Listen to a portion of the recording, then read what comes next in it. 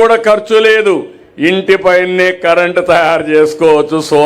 Solar panel పెట్టుకుంటే solar panel పెట్టుకుంటారు.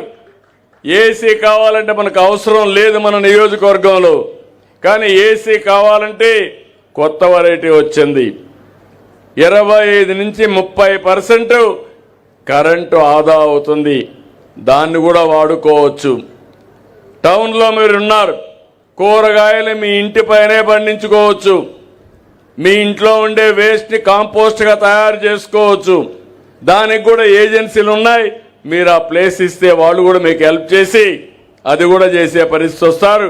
కుప్పాన్ని రాబోయే 1 సంవత్సరం మార్కెట్లో కూరగాయలు తినకుండా తాజా కూరగాయలు మీ ఇంటి పైనే పండించుకునే ఏర్పాటు చేసుకోమని విజ్ఞప్తి చేస్తున్నా. ఇది కూడా వస్తుంది. ఇంకో పక్కన ఇక్కడ స్వచ్ఛమైన కరెంటు, సోలార్ కరెంటే వాడాలి. అదే మరిగా అది రావాలంటే ప్రతి ఇంటి పైన పెడతాం, సబ్ స్టేషన్లో తయారు చేస్తాం. రెస్కో పరిధిలో మొత్తం కూడా కరెంటు సోలార్ కరెంటే వాడతాం. ఒకవేళ వర్షాలు పడినప్పుడు రాత్రిపూట ఎండ లేకపోతే బ్యాటరీ సపోర్ట్ తీసుకుంటాం. దీనివల్ల ఇబ్బంది లేదు. అది కూడా శ్రీకారం చుడతాం. ఈరోజు ఇంకొక పక్కన ఈ రెండే కాకుండా ఈరోజు మీరు చూస్తే 46,000కు పైగా బీసీ ఓసీ కుటుంబాల ఇళ్లపై 559 కోట్లతో సోలార్ రూఫ్ టాప్ తీసుకొస్తున్నాం. దీనివల్ల ఈ సమస్య కూడా అన్ని ఇంట్లో ఉంటుంది. మీరందరూ ఒక పని చేయండి, సైకిల్ ఎక్కండి, ఆరోగ్యాన్ని పెంచుకోండి. ఎక్కడికి పోవాలన్నా సైకిల్ ఎక్కి సైకిల్ దొక్కితే దర్జాగా చేరే పరిస్థితి వస్తుంది.